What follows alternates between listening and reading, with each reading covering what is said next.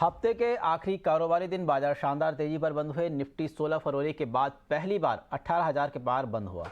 Adani stocks की अगुवाई में निफ्टी ने दिन के निचले स्तर से 170 अंकों की तेजी दिखाई। सेंसेक्स 463 अंक चढ़कर 61,112 के पार और निफ्टी बैंक 227 अंकों की तेजी के साथ 43,233 पर बंद हुआ। निफ्टी बैंक के 12 में से 11 शेयरों में तेजी दिखाई दी। दिन भर बाजार में क्या हलचल रही, पूरे एनालिसिस के साथ हमारे साथ जुड़ रही हैं हमारी सहयोगी मानसी दवे।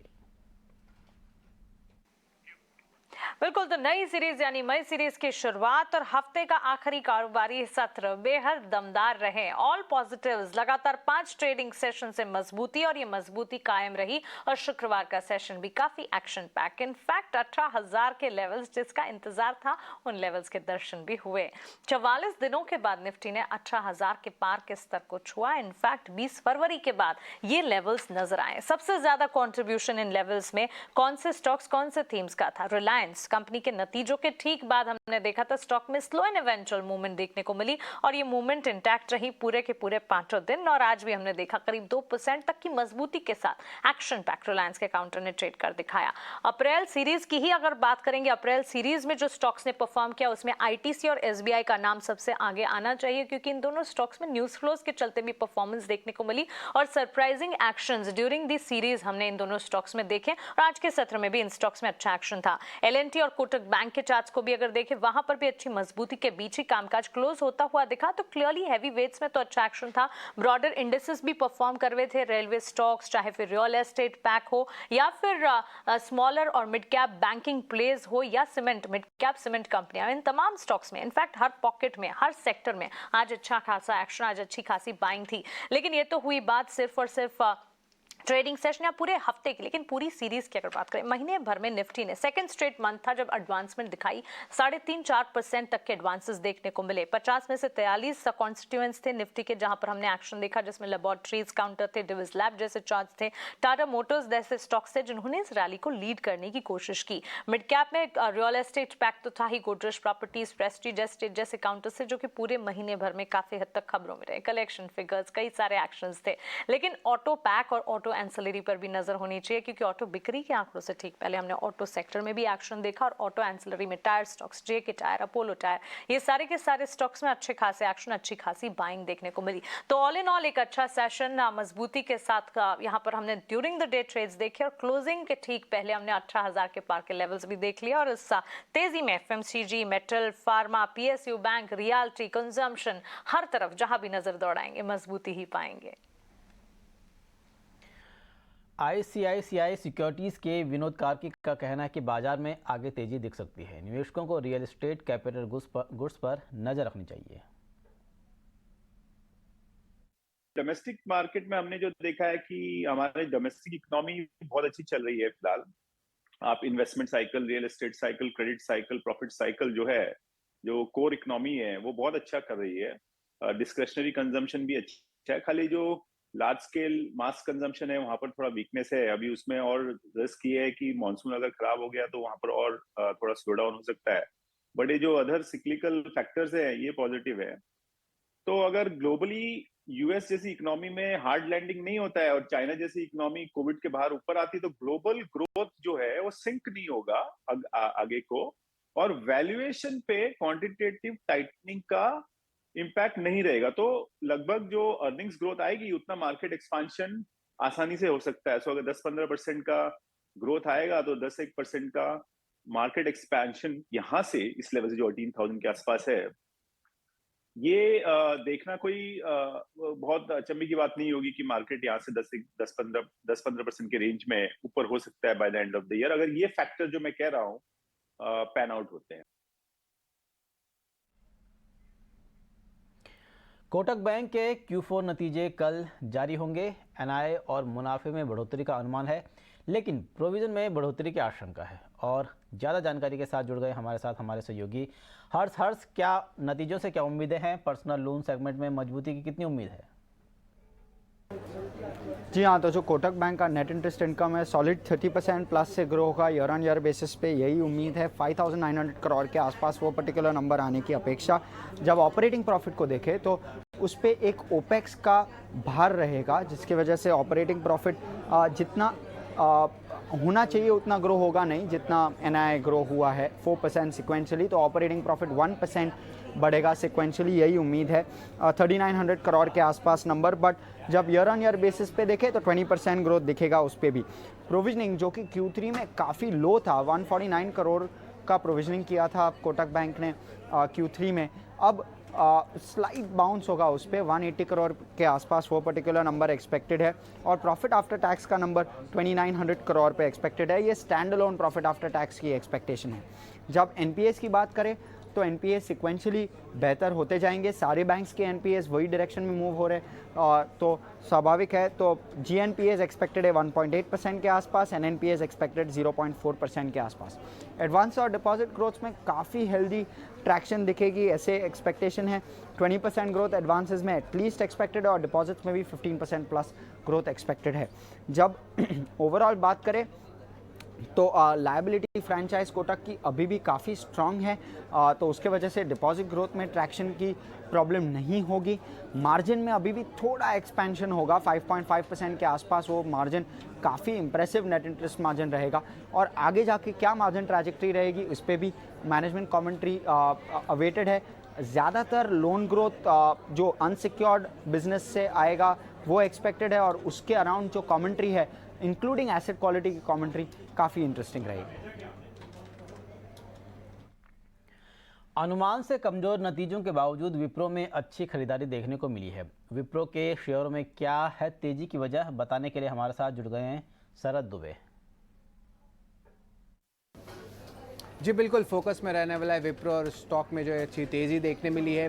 बायबैक का ऐलान हुआ है, ऑलमोस्ट 445 रुपीज़ प्रति शेयर का शेयर बायबैक है। जो साइज़ के बारे में बात करें तो लगभग 12,000 करोड़ का शेयर बायबैक साइज़ देखने मिला है। ऑफकोर्स ये उम्मीद से बेहतर है जो एनालिस्ट एस्टिमेट कर रहे थे बायबैक का साइज़ लेके, और देखा जाए तो 16 से लेकर 18% का एक बायबैक प्रीमियम भी आया है।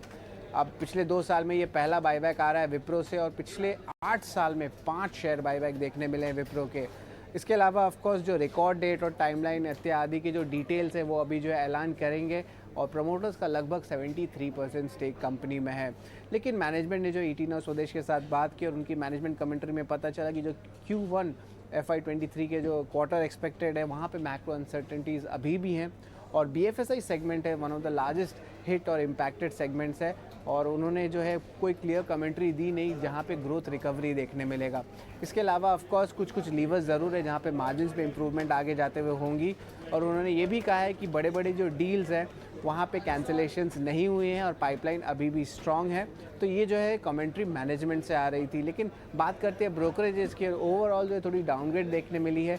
अगर बात करें JP मॉर्गन की तो उन्होंने मेंटेन अंडरवेट रखा है, लेकिन टारगेट प्राइस है उसको घटा दिया 10 रुपये से, अब 350 रुपये का हो गया है।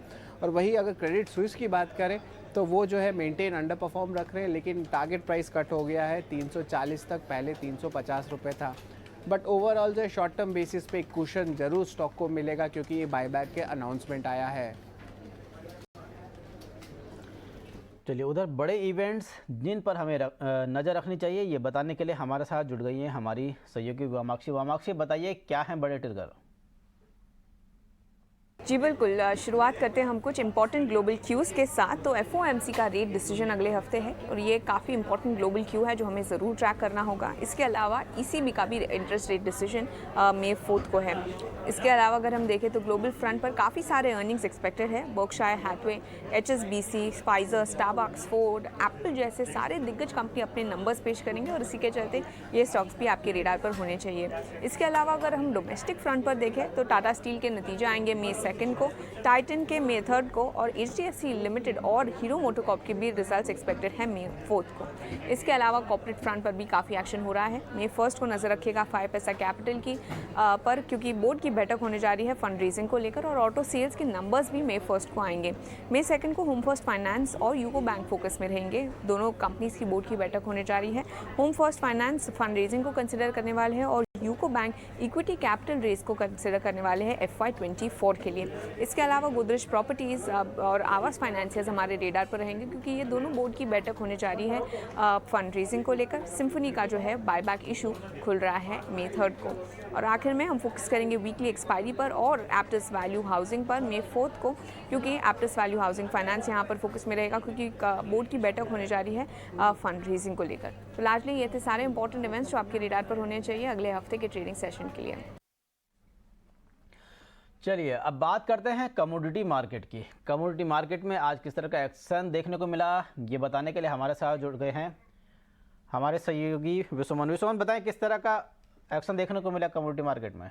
देखिए, कमोडिटी मार्केट में सबसे पहले बात बुलियन मार्केट की कर लेते हैं तो गोल्ड और सिल्वर एक रेंज में घूम रहा है। बाजार के लिए एक बड़े ट्रिगर जो यूएस के जीडीपी के नंबर थे वो अनुमान से कमज़ोर रहे हैं। अब नज़र 2 और 3 मई को फेड की बैठक पर होने वाली है, वहाँ किस तरह के डिसीजन होते हैं। फिर अगले ही हफ्ते में बैंक ऑफ इंग्लैंड और यूरोपियन सेंट्रल बैंक की भी बैठक होने वाली है। हालांकि तीनों ही सेंट्रल बैंक से संभावनाएं यही लगाई जा रही कि वहाँ पर ब्याज दरें बढ़ाई जा सकती है। दूसरी तरफ ग्लोबल ग्रोथ को लेकर भी चिंता बनी हुई है और इस सब का फ़ायदा गोल्ड और सिल्वर को आगे भी मिल सकता है। लेकिन अगले हफ्ते फेड की बैठक से यही संभावनाएं लगाई जा रही कि 4.25% वहाँ पर ब्याज दरें बढ़ाई जाए।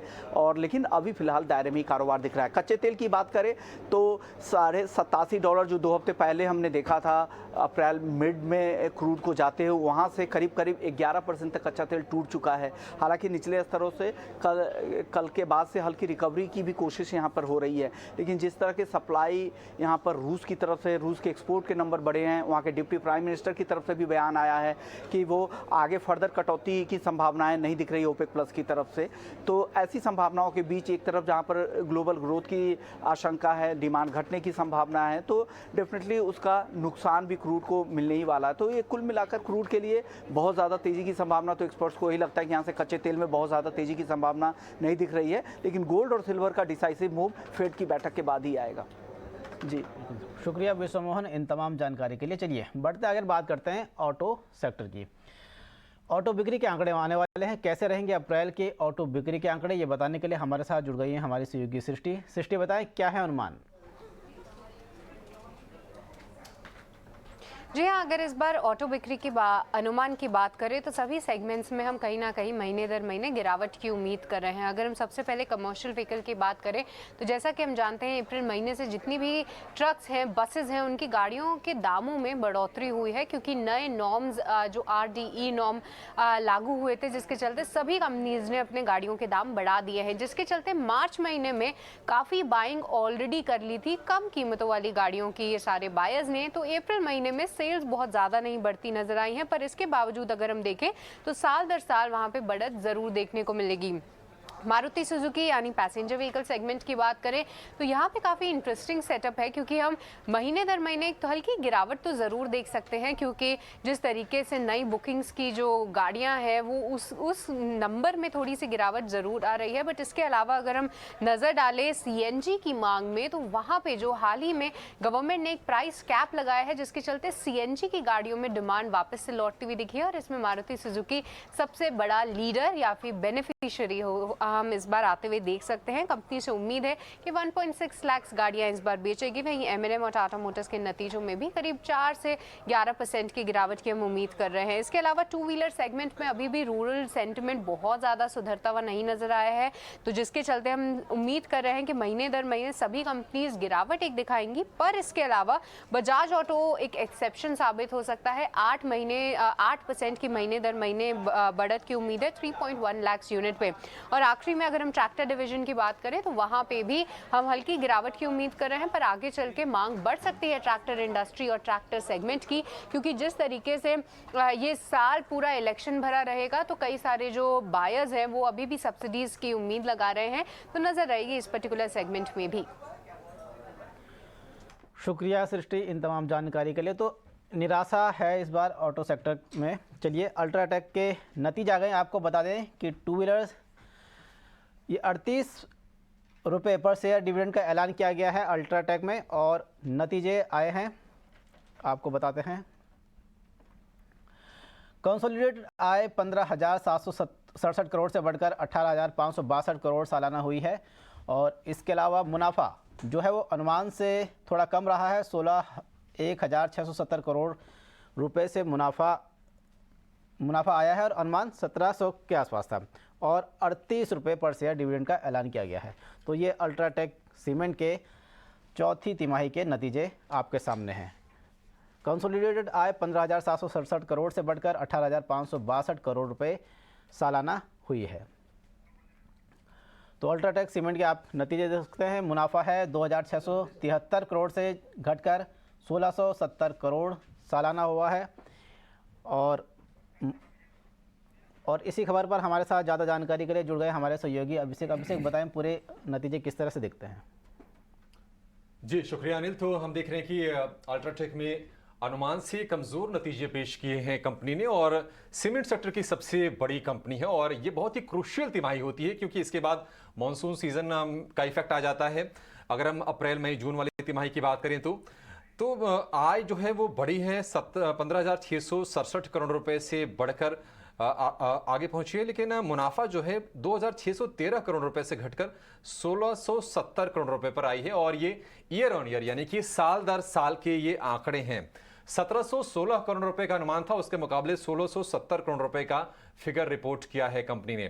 नतीजों का हम और आगे विश्लेषण करेंगे और चूंकि अब असर जो दिखेगा वो मंगलवार को दिखेगा। सोमवार को बाजार बंद है तो मंगलवार को इन नतीजों का असर दिखेगा। आज इस पर हमारी नजर भी थी। 38 रुपए प्रति शेयर का डिविडेंड का ऐलान किया था कंपनी ने और हम देख रहे हैं कि सीमेंट कंपनीज के लिए ये पिछले कुछ समय अच्छे नहीं रहे हैं। हालांकि जिस तरह से बजट में इंफ्रास्ट्रक्चर को लेकर बिग बैंग ऐलान किए गए थे उससे उम्मीद ये बधी थी कि कहीं ना कहीं डिमांड लौट के आएगी। तो रियल एस्टेट में स्टॉक्स में हम तेजी देख रहे हैं और कंस्ट्रक्शन वाले स्टॉक्स में हम तेजी देख रहे हैं। तो यहां से उम्मीद ये करनी चाहिए कि स्थिति थोड़ी सी बेहतर होती हुई जरूर दिखेगी। लेकिन मुनाफा 1670 करोड़ रुपए पर आए हैं। अनुमान से करीब 46 करोड़ रुपए कम ये फिगर कंपनी ने रिपोर्ट किए हैं।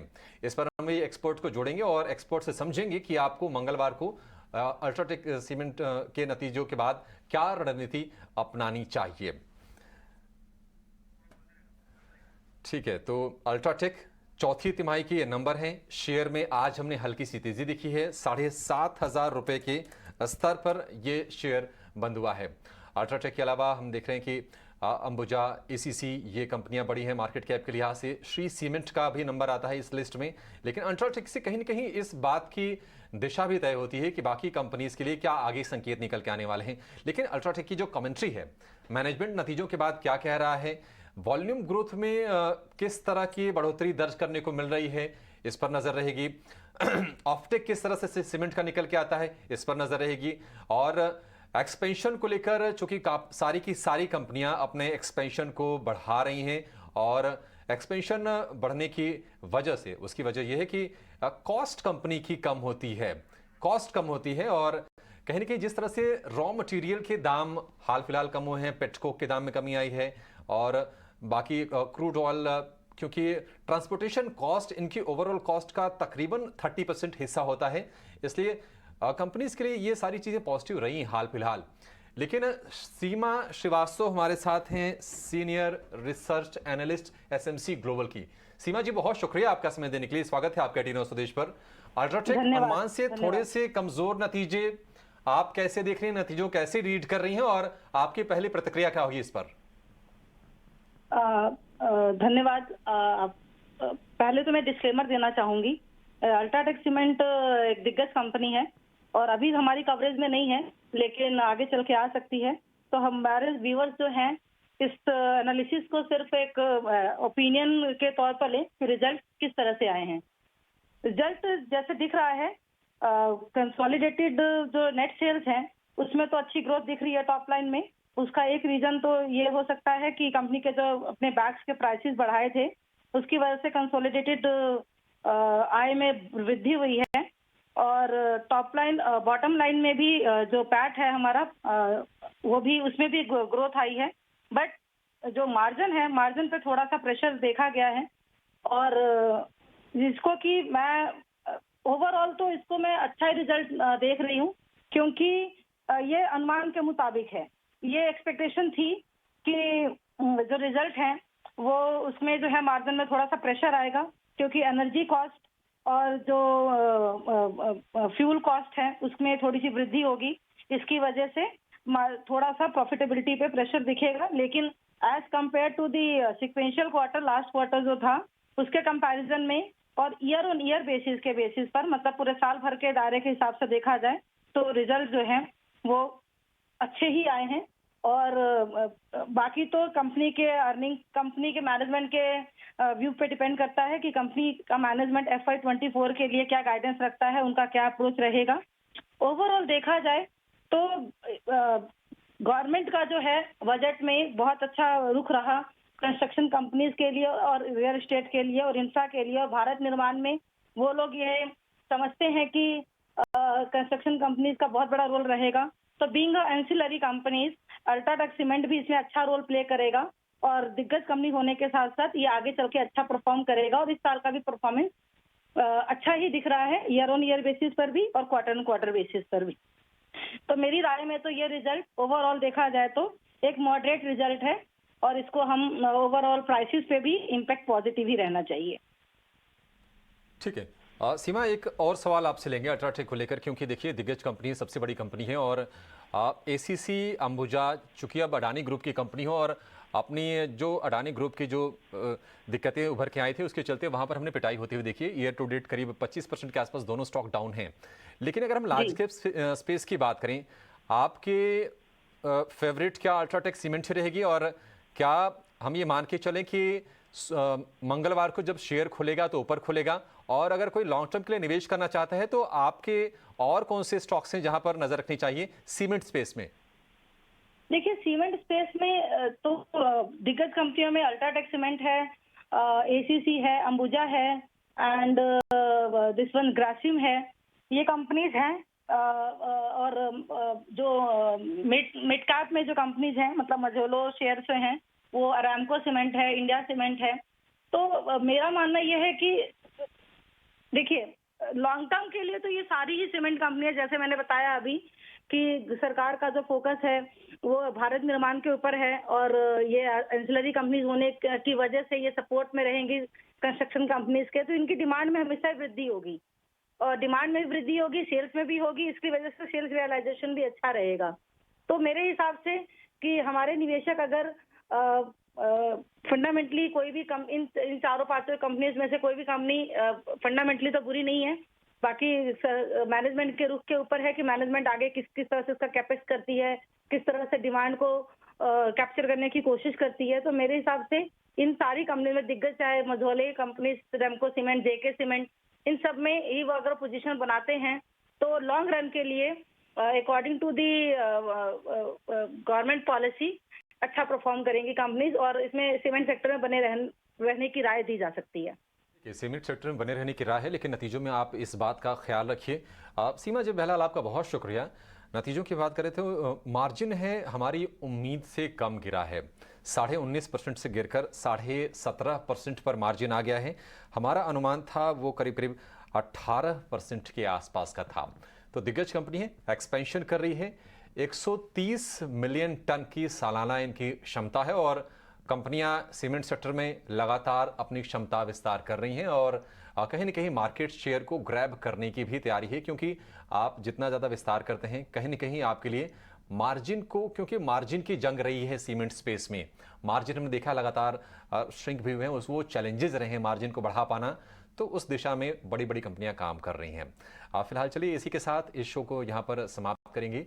एक छोटे से ब्रेक के बाद ऋषि मोहन लेकर हाजिर होंगे कमोडिटी अगले हफ्ते। आप कहीं जाएगा नहीं।